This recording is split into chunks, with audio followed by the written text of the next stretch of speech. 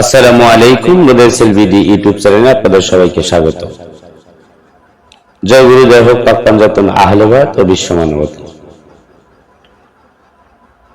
আল্লাহ নিরাকার, তার কোনো আকার নাই, তবে বিচারের দিনে কুরসিতে বসবেন কেমন করে। আজকের আলোচনার বিষয়, আশা করি সবাই ধৈর্য ধরে ভিডিওটি শুনতে থাকবেন বা দেখতে থাকবেন, সবাই উপকৃত হবে। আল্লাহ নিরাকার, তার কোনো আকার নাই, তবে বিচারের দিনে কিভাবে কুরসিতে বসবেন, এটা প্রশ্ন। আল্লাহ কোনো কিছুর সাথে সাদৃশ্য নন। তিনি স্থান, কাল ও পাত্র হতে মুক্ত ও পবিত্র। আল্লাহ তাআলা ইরশাদ করেন, তিনি নবমণ্ডল ও ভূমণ্ডলের স্রষ্টা। তিনি তোমাদের মধ্যে থেকে তোমাদের জন্য যুগল সৃষ্টি করেছেন এবং চতুর্পদ জন্তুদের মধ্যে থেকে জোড়া সৃষ্টি করেছেন। এভাবে তিনি তোমাদের বংশ বিস্তার করবে। কোনো কিছু তার অনুরূপ নয়।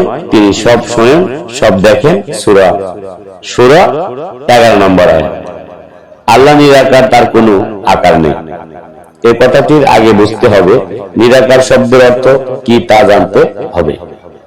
নিরাকার সন্ধি বিচ্ছেদ হলো নির প্লাস আকার। নির শব্দের অর্থ হচ্ছে পানি।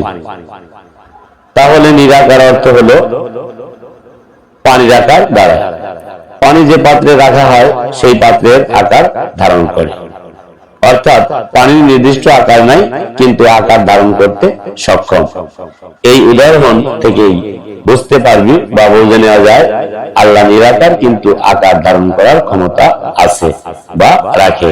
সুতরাং বিচারের দিনে আল্লাহর আকার ধরেই কুরসিতে বসবেন।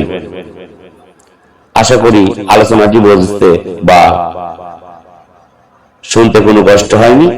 তারপরেও যদি বুঝতে কষ্ট হয় বা সমস্যা হয়, অবশ্যই কন্ট্যাক্ট নাম্বারে হোয়াটসঅ্যাপ আছে, ইমো আছে, বা সরাসরি কন্ট্যাক্ট করে যোগাযোগ করতে পারেন, অথবা নিজ নিজ মসজিদ তথা হক্কানি মসজিদের কাছ থেকে এগুলো তার সভাপতি বসে জেনে নিতে হয়। এরকম নতুন নতুন ভিডিও পেতে অবশ্যই চ্যানেলটি সাবস্ক্রাইব করে পাশেই থাকবেন। জয় গুরু, জয় হোক পাক পাঞ্জাতন আহলে বায়াত ও বিশ্ব মানবতা। সবাই ভালো থাকবেন, সুস্থ থাকবেন।